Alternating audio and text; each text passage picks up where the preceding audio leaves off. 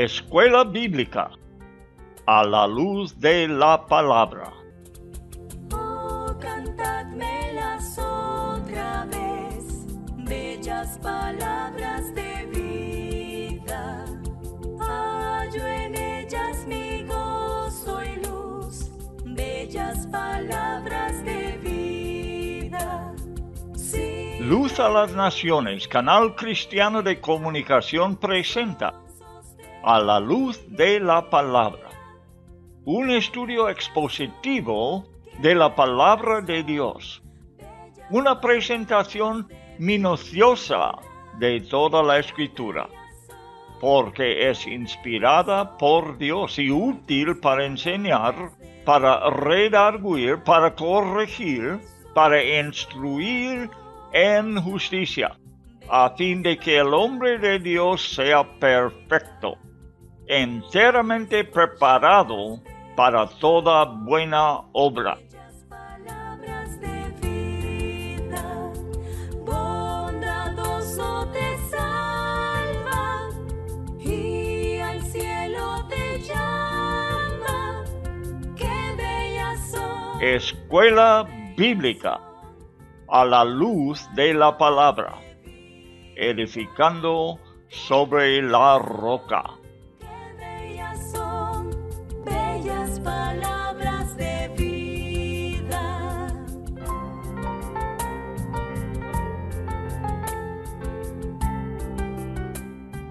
El libro de Eclesiastés, sabiduría antigua para una vida moderna, por Lowell Bruckner.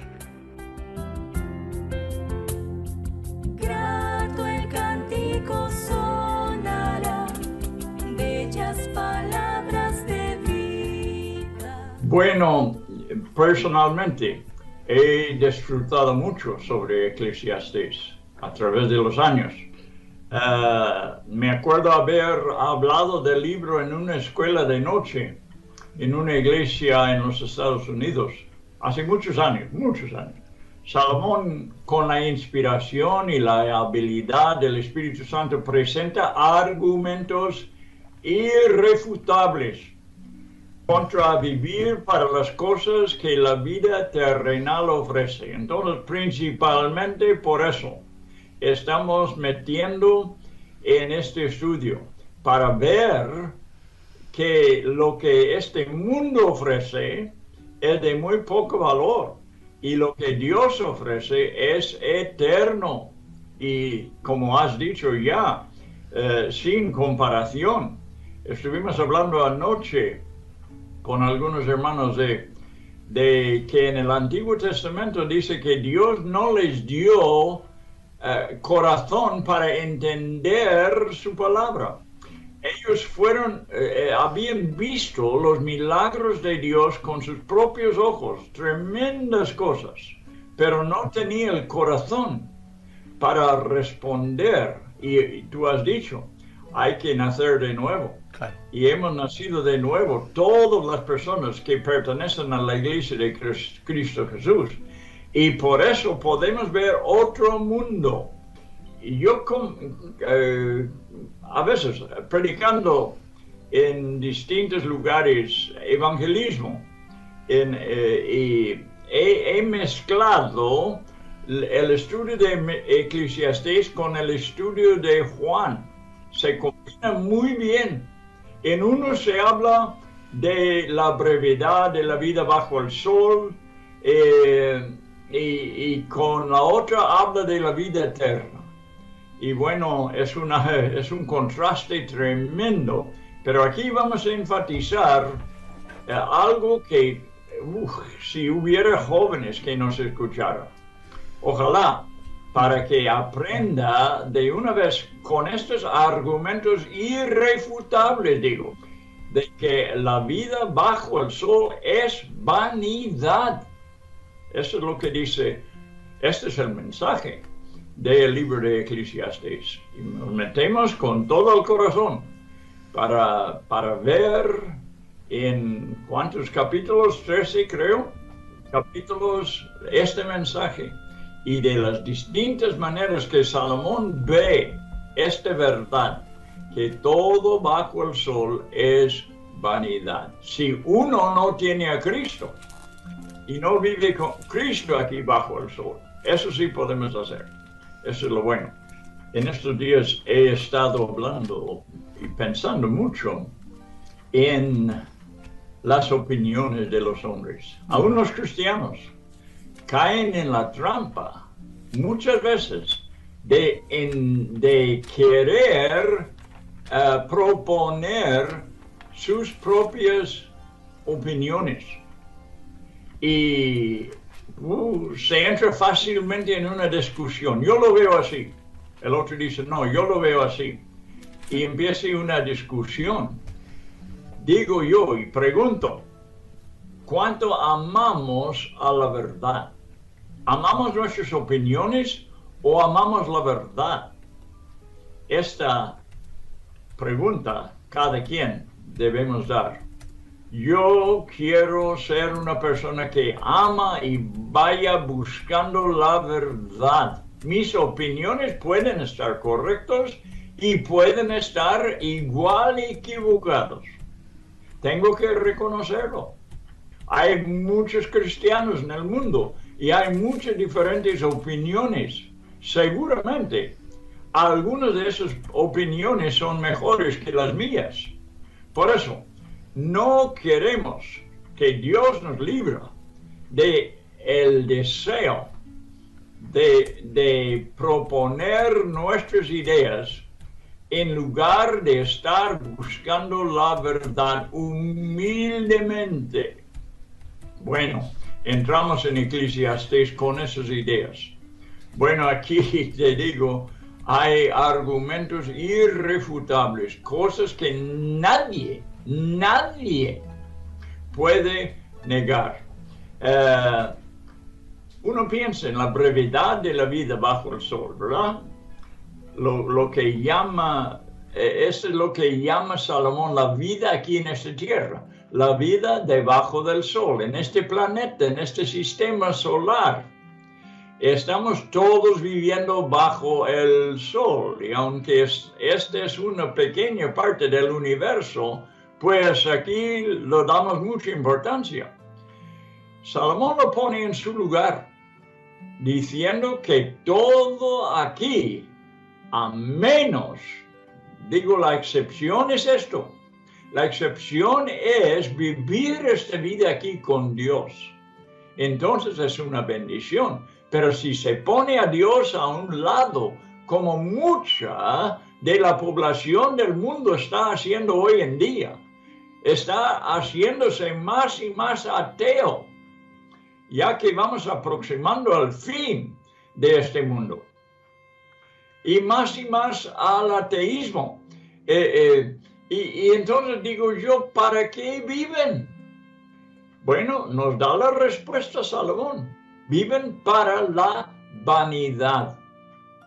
Toda la sabiduría. Uno se va preparándose en las universidades. Ese es un libro especialmente para jóvenes. Y yo quisiera que los jóvenes especialmente escucharan estos mensajes sobre Eclesiastés. Además, quisiera que alguna persona que no es cristiano, que no es de la Iglesia de Cristo, pero que piensa razonablemente, que él también preste atención, que dé una oportunidad, que este libro te habla, que considera los argumentos aquí. Quizás te sorprenderás de lo que Salomón, el rey sabio, sabía de lo que hay bajo el sol, lo que hay aquí en este mundo. Tenía también mucho conocimiento de cosas naturales. Él estudiaba plantas y animales y se sorprende uno leyendo el libro y lo vamos a ver. Cuánto él sabía sobre el sistema del agua, por ejemplo, de cómo el proceso de cómo se forman las nubes y luego se caen sobre la tierra y forman ríos y regresan al mar. Eso bien sabía. los ciclos, pues. Sabía bien de los ciclos de la vida, Salomón. Se sorprende uno de la ciencia de este hombre, porque vivía, claro, muchos siglos antes de Cristo. Bueno, la vida debajo del sol es corta. La sabiduría, las posesiones acumuladas tendrán que llegar a su fin en un cementerio. ¿Alguien lo puede negar? ¿Alguien puede decir, no, yo no voy a terminar en el cementerio? Me gusta lo que alguien ha dicho. No me gusta el hecho, ¿verdad? Pero me gusta el dicho de que dice que de 100% de los nenes que nacen, 100% de ellos van a morir. No hay excepción. No hay excepción. Fui joven, dijo David, y ya soy viejo. Y bueno, este testimonio tenemos todos. Fuimos jóvenes, nos acordamos de la juventud, pero ya somos viejos. ¿Y qué hay por delante? Y un cementerio, un cementerio. En este estudio expositivo, lo consideraremos y enfatizaremos este hecho indiscutible, debo decir. Es una de las lecciones más esenciales que el ser humano pueda aprender. Le quitará la brillantez del engaño más poderoso en que múltiples millones han caído y ahora mismo están involucrados, viviendo para la vida debajo del sol. Se termina todo en un cementerio. El título del libro, esta es una introducción al libro para que entendamos bien lo que estamos estudiando. El título del libro, Eclesiastés, viene de una palabra griega que significa predicador. Si conocemos la palabra en griego para iglesia, vemos que es semejante. Es la palabra Eclesiastés. Y la palabra en griego es más semejante todavía porque empieza con un E. Eclesiastés y eclesia. Eclesia es la palabra griega y bueno, nosotros lo tenemos casi igual en español, iglesia. Vemos que las dos tienen la misma raíz. Eclesia literalmente quiere decir llamado fuera, o sea, un pueblo llamado fuera. Y se aplica a una asamblea de gente que es llamada fuera de la población del mundo. Por eso debemos saber lo que Salomón está predicando aquí. No somos llamados para este mundo. Somos llamados aparte. Es llamado fuera de la población del mundo en general para convertirse en posesión personal de Dios. Esto es lo que es la iglesia. Es el pueblo adquirido por Dios para su posesión. Pedro, el predicador del día de Pentecostés, ¿se acuerda del día de Pentecostés, verdad? Nos hizo el primer llamado fuera del mundo, de parte del Señor para su pueblo, al exhortar a los judíos que se habían reunido para la fiesta. Aquí dijo, Hechos 2, 39 y 40, la promesa es para vosotros y para vuestros hijos y para todos los que están lejos, hablando de la promesa del Espíritu Santo, para tantos como el Señor nuestro Dios llame. ¿Ves la palabra llamar aparte? Son las personas llamadas por Dios. Sed salvos. Entonces dice, en versículo 40, sed salvos de esta perversa generación o raza. ¿Ves las dos cosas aquí? Los llama Pedro, Dios llama, mejor dicho, y ¿De dónde nos llama? Dice, sed salvos de esta generación. Salir de en medio de esta generación que muchas veces en la Biblia describe no tiempo, no un pueblo en cierto tiempo, sino una raza. Viene de las palabras genes, ¿verdad? De la palabra gene, generación, raza. Y en su primera epístola, Pedro define la iglesia y anuncia su propósito. Vosotros sois linaje escogido, real sacerdocio, nación santa. ¿Cómo nos define, verdad? Pueblo adquirido para posesión de Dios. Ahí está, posesión de Dios, a fin de que anunciéis las virtudes por medio de nuestra vida. Estamos anunciando las virtudes de aquel que os llamó de las tinieblas a su luz admirable. Bueno, un versículo tremendo. Primero de Pedro 2:9. Os llamó de las tinieblas, ¿ves? Fuera de las tinieblas a su luz admirable. Y estamos aquí para anunciar las virtudes de Él que nos llamó. Vivimos para eso.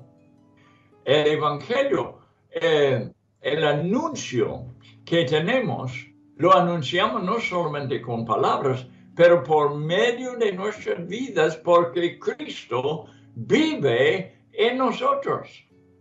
Y esto es lo que el mundo tiene que ver, las virtudes de aquel. Bien, el título del libro en el hebreo original, porque hemos hablado del griego, ahora vamos a hablar del hebreo. La palabra hebreo era Kohelet. No sé pronunciar el hebreo para nada, pero se escribe como en español, pronunciaremos Kohelet, que significa uno que llama. Y reúne la asamblea para después predicarla. Es llamar una asamblea. Eso es literalmente lo que quiere decir el nombre de este libro en hebreo. Kohelet, uno que llama a una asamblea, que se junte. Ciertamente Salomón fue un predicador. Tenemos el ejemplo de la dedicación de su templo, ¿se acuerdan? Juntando la congregación, eso es lo que hizo, un predicador que juntó la congregación frente al nuevo templo. Y después, dirigiéndose a ella, dijo, entonces dice, Salomón reunió en Jerusalén, esto está en 2 de Crónicas, capítulo 5, versículos 2 y 6. Salomón reunió en Jerusalén a los ancianos de Israel, a todos los jefes de las tribus y a los principales de las casas paternas de los hijos de Israel. Versículo 6 dice, Salomón y toda la congregación de Israel que estaba reunido con él delante del arca. Entonces Salomón dijo, y empiece a predicar. Llamó para que se juntara la congregación, entonces los habla. Este es un predicador. El método dado en el Nuevo Testamento para proclamar el Evangelio fue la predicación. No solamente, y algunos solamente enfatizan el mensaje y no el método, pero el método para proclamar el Evangelio es por la predicación. No solamente en las iglesias, en las calles. Estuvimos hablando ayer de alguien en Londres que se pone delante de toda la gente que van pasando en la acera para predicar el Evangelio. Él está predicando. Ahora, nosotros uno por uno podemos también predicar, anunciar el Evangelio. Esto todos podemos hacer, podemos evangelizar. Jesús dijo que es necesario, según las Escrituras, que se predicara el arrepentimiento para el perdón de los pecados a todas las naciones. Todos estamos involucrados, es nuestro trabajo número 1. Lucas 24:47 dice lo que acabo de citar. Pablo enseñó en 1 de Corintios capítulo 1 versículo 21, porque ya que en la sabiduría del Dios el mundo no conoció a Dios por la sabiduría, por medio de su propia sabiduría agradó a Dios mediante la necedad de la predicación. La necedad lo llamaba, porque la necedad de Dios es más sabio que los hombres. Mediante la necedad de la predicación, salvar a los que creen. ¿Ves? Es la manera de Dios. Uno tiene que anunciar la palabra de Dios, el Evangelio, y tiene que ser predicado, anunciado, para que, o sea, te digo, personalmente, uno por uno, o como una congregación. Pero este es nuestro deber, anunciar el Evangelio, ser predicadores. Esto fue exactamente lo que hicieron los apóstoles y evangelistas en todo el libro de los Hechos. Desde los tiempos del Antiguo Testamento, Salomón ya predicaba acerca de la vanidad de vivir para las cosas del mundo. Vanidad, y lo vamos a comprobar. Salomón lo comprobó fuertemente en este libro. Y nosotros tenemos que aprender esto, especialmente como cristianos. No vivir para este mundo. Su intención, la intención de Salomón, especialmente era, escucha, provocar a la juventud para que viera la futilidad y el engaño de los tesoros terrenales, antes de que ellos invirtieran su tiempo y fuerzas en buscarlos. La juventud especialmente deben escuchar y poner su atención en este libro. En el estudio de este libro no tomaremos en cuenta los argumentos. Hay muchos criticones. Y lo vamos a poner sus argumentos a un lado para aprender lo que dice este libro. Que estiman, como he dicho antes, estiman su propia lógica y conclusiones más importantes que la infalibilidad de la Escritura, negando su absoluta autoridad. La absoluta autoridad de las Escrituras. Aman más su opinión. Como en el caso del libro de Daniel, dudan del tiempo en el que el libro fue escrito, por ejemplo, y atribuyen su autoría a algún otro escritor que no fue Salomón. Bueno, a estos criticones te digo, no vamos a dar mucho tiempo. Solamente reconocer que existe engaño. Y el diablo mismo sabe usar las Escrituras para su ventaja. Además, algunas de las sectas han tomado varias declaraciones de Eclesiastés para afirmar sus errores y contradecir la doctrina de toda la Escritura en general. Vamos a estar mencionándolos mientras que vayamos estudiando. La verdad es que todos ellos son enemigos del hecho de que la Biblia sea inspirada por el Espíritu Santo. Al empezar esta exposición, todo lo que necesitamos es contestar 3 preguntas que si responderemos correctamente, clarificarán totalmente el contenido del libro. Pregunta número 1. ¿Quién es el escritor del libro o el predicador? Respuesta: Salomón, rey de Israel, como él mismo dice al principiar en el primer versículo, quien después de haber experimentado todo lo que este mundo pudiera ofrecer y caer miserablemente atrás por buscarlos, informa a sus lectores de las consecuencias y sus conclusiones. Este es el escritor, un hombre sabio que había caído y ahora ha vuelto al Señor y nos da esos consejos tan valiosos para la vida de cada quien que le lea. Pregunta número 2. ¿Hasta dónde llega el alcance del libro? Este es muy importante. Si lo extenderemos más allá, equivocaremos. Es muy estricto que confinamos, limitamos el mensaje de este libro a la vida debajo del sol. Para eso es, y no para otro.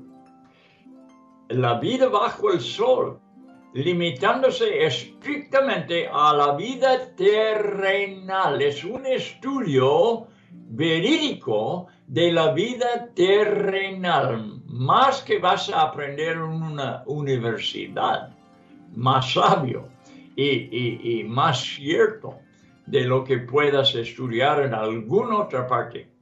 Y lo presenta la vida terrenal desde el punto de vista físico, visible.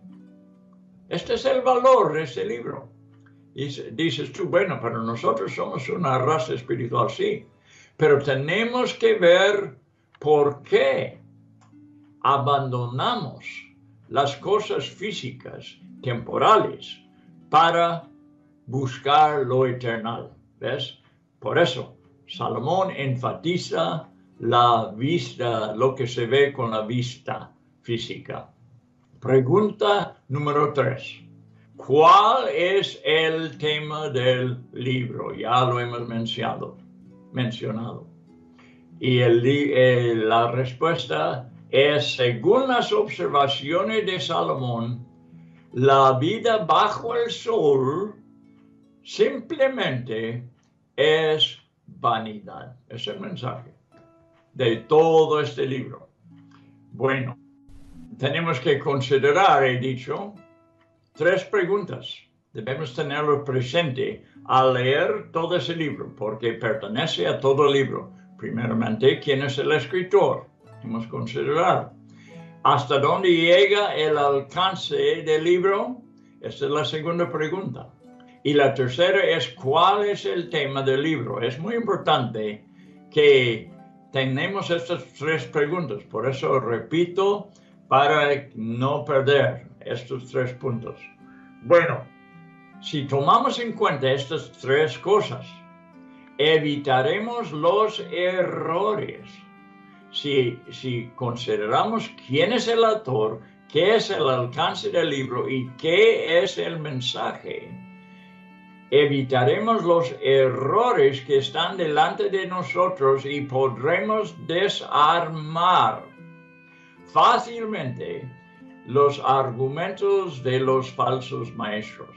Aprovecharemos las gemas de verdad, muchas de ellas negativas. ¿Crees tú que las gemas de verdad pueden ser negativas? Bueno, la verdad es una gema. No importa lo que, si es negativo o positivo, ¿verdad? La verdad es lo que buscamos, es lo que amamos, es lo que queremos escuchar como cristianos. No hay nada más importante que esto. Por eso, el libro de Eclesiastés es una ayuda tremenda al presentar pruebas irrefutables de lo ridículo que resulta el arduo esfuerzo de prepararse para cegar los beneficios de la vida bajo el sol. Digo, es ridículo.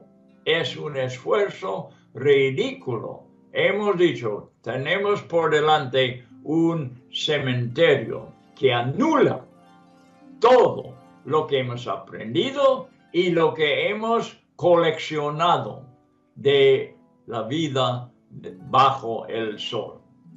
También el libro es una herramienta de evangelismo que conduce a la gente al arrepentimiento por haber vivido para las cosas del mundo. Demuestra que toda la sabiduría del mundo y sus más capaces expertos, las instituciones de aprendizaje con todos sus profesores, todas las fuentes de conocimiento y sus riquezas terminan en un cementerio. ¿Alguien lo puede negar? ¿Alguien puede decir que esto no es cierto? Nadie. No pueden guiar a nadie ni un paso más allá del cementerio. Y el hecho es simplemente indiscutible. Bueno, esta es la introducción a nuestro libro. Ahora vamos a ver las grandes verdades que hay dentro de este libro. Un momento, mientras que busco el siguiente parte de capítulo 1. Capítulo 1 de Eclesiastés, los primeros 3 versículos, primeramente. Vamos a leer. Vamos a titular este capítulo, La vanidad de la vida sobre la tierra según un individuo perfectamente cualificado para hablar de ella. Versículo 1. Palabras del predicador y se identifica. Hijo de David, rey de Jerusalén. Ese es quien escribió este libro. 2. Vanidad de vanidad. Aquí tenemos el autor y el mensaje. Dice el predicador, vanidad de vanidades, todo es vanidad. 3. ¿Qué provecho, pregunta, recibe el hombre de todo el trabajo con que se afana? ¿Dónde? Bajo el sol. Tenemos aquí el autor, tenemos aquí el alcance, tenemos aquí el mensaje en los primeros 3 versículos. Nos presenta bien su tema. Las mentes liberales pervierten a la sociedad en general, junto con su política y religión. Estoy convencido de que entran en el mundo de la religión, preparadas y motivadas por el diablo, para ser sus ayudantes en la obra de alterar la búsqueda de quien desea conocer la verdad. En el fondo, no tienen nada que ver con las cosas de Dios. Ignoran sus caminos y su intención es meter sus propias ideas humanistas en el cristianismo para crear confusión. Esto es lo que hacen los falsos profetas. De la misma manera que intentan trasladar el libro de Daniel a una fecha más futuro, a una fecha mucho más posterior a aquella que fue escrito, y atribuir su autoría a alguien que vivió entre el Antiguo y el Nuevo Testamento, es lo que han hecho con el libro de Daniel. Ellos arremetan contra el libro de Eclesiastés también. También afirman que fue escrito mucho más tarde por algún otro autor, no el rey Salomón. Bueno, eso no cambia, aunque lo dirían, eso no cambia la verdad que está escrito en el libro. Estas afirmaciones son fácilmente refutadas por buenos teólogos que toman el texto al pie de la letra. Como digo, el que escribió este libro fue Salomón o fue un mentiroso, ¿verdad? Era Salomón, es la verdad. Estamos en la absoluta verdad de las Escrituras, así que no dudamos de quién fue el autor. Bien, un buen teólogo otra vez cree a los escritores de la Escritura y en lo que ellos declaran sobre el lugar y los tiempos en que escribían. No hacerlo es tachar de mentirosos a los hombres que la Biblia dice que son inspirados por Dios, según 2 de Timoteo 3:16.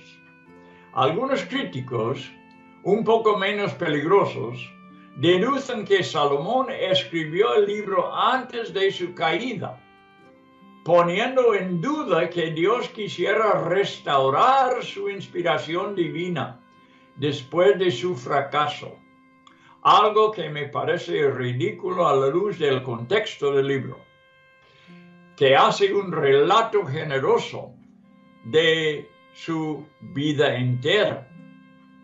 Digo, la vida entera de Salomón.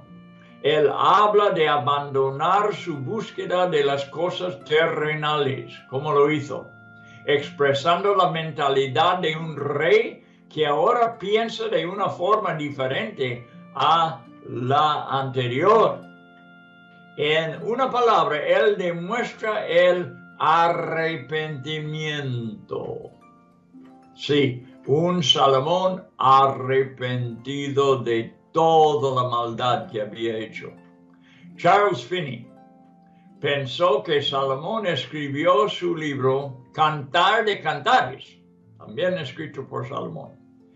Pero él cree que él lo escribió después de todo, el último, tras haber recibido una revelación tremenda sobre Cristo y la Iglesia. Yo quisiera creer esto también. Este punto de vista me parece más acorde con la naturaleza de Dios y el espíritu del Evangelio, el cual, incluso en el Antiguo Testamento, lucha para que cada historia termine en la gracia que da gloria a Dios. ¿Qué es lo que da gloria a Dios? Su misericordia sobre todas las cosas. Ha ensalzado su misericordia sobre todas las cosas. Y por eso yo creo que Dios dio la segunda oportunidad a Salomón. Fue arrepentido, pudo escribir sus experiencias malas que había vivido y después terminar con una revelación que Dios le da sobre Cristo y la Iglesia. Esto es muy de acuerdo con las buenas nuevas del Evangelio.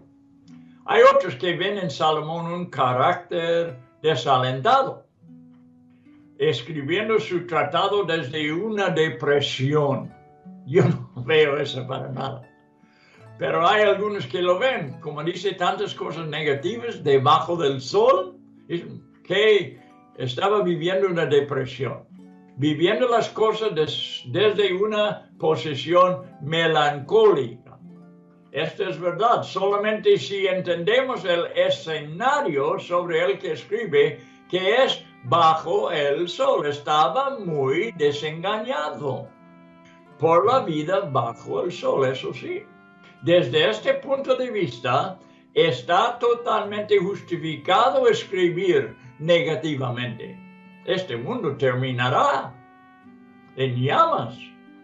No quiere decir que Salomón no creyera en una esperanza más allá del sol. Me gusta una canción. Lo cantamos en México. Más allá del sol, más allá del sol. Yo tengo una mansión más allá del sol. Muy sencilla la canción, pero este va donde termina Salomón de hablar de la vida bajo el sol, que es vanidad, a una vida más allá del sol. Me gusta. Obtenido por el Padre Celestial y su Hijo Jesucristo, hay una patria celestial, gracias a Dios. El rey Salomón se identificó como el predicador. Es posible que él mismo convocara a la asamblea de Israel con el propósito de exponerle la verdad escrita en Eclesiastés. Como el fin de la ley era llevar al pueblo a la convicción y condenación por el pecado, así el propósito del predicador era demostrar la vanidad de hallar satisfacción en las cosas temporales. El mensaje estaba especialmente dirigido a los jóvenes, como hemos dicho. Mira lo que dice capítulo 12 y termino, porque veo ya que el tiempo se nos ha escapado otra vez. Capítulo 12, 13 y 14. Es cierto, hay 12 capítulos. Alégrate, joven, dice, en tu mocedad y tome placer. Parece que está dando un consejo, pero vamos a ver cómo termina. Y tome placer tu corazón en los días de tu juventud. Sigue los impulsos de tu corazón. Es una ironía. Sigue los impulsos de tu corazón y el gusto de tus ojos. Mas debes saber que por todas estas cosas Dios te traerá a juicio. Haz estas cosas, pero sepa que al final viene el juicio. En 12:1 dice, acuérdate pues de tu Creador. Aquí están los consejos verdaderos. Acuérdate pues de tu Creador en los días de tu juventud, antes que vengan los días malos y se acercan los años en que digas, no tengo en ellos placer. Versículo 13 y 14 termina el libro diciendo, la conclusión, cuando todo se ha oído, es esta.